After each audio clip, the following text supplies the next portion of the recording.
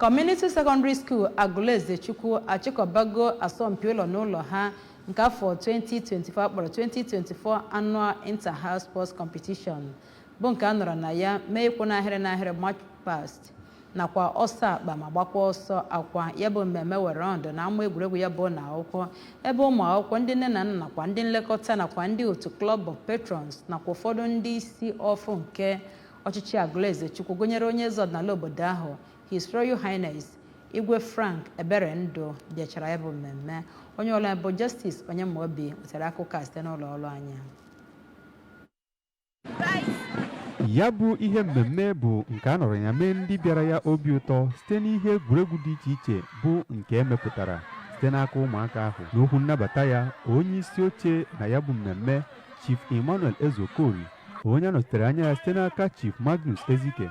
kenere ndị niile bịaranụ n'ihi na ha wepụtara oge wee bịa kpee ekpere ka Chineke chekwaa ha dịka ha na-anachie. N'okwu nke ya, onye President General nke ya bụ obodo Chief John Paul Ezenwaka kwuru na ndị otu ya na-agbasi mbọ ike ịhụ etu ha ga-esi na-enyere ụlọ akwụkwọ ahụ aka ka ọ na-aga n'iru. N'okwu nke ya, onye isi ya bụ ụlọ akwụkwọ bụ Community Secondary School Aguluezechukwu Oriakụ Okoye Ifeoma gụpụtasịrị ihe ndị ha mepụtagoro n'oge gara aga ma kenekwa mbọ ndị obodo ahụ na-agba iji nyere ya bụ ụlọ akwụkwọ aka. Ya bụ onye isi ya bụ ụlọ akwụkwọ kenekwara gọvanọ na-achị steeti a Ọkammụta Charles Soludo maka mbọ ọ na-agba n'ebe agụmakwụkwọ dị. Ka a na-agba ya ajụjụ ọnụ, otu n'ime ndị chịkọbara ya bụ mmemme,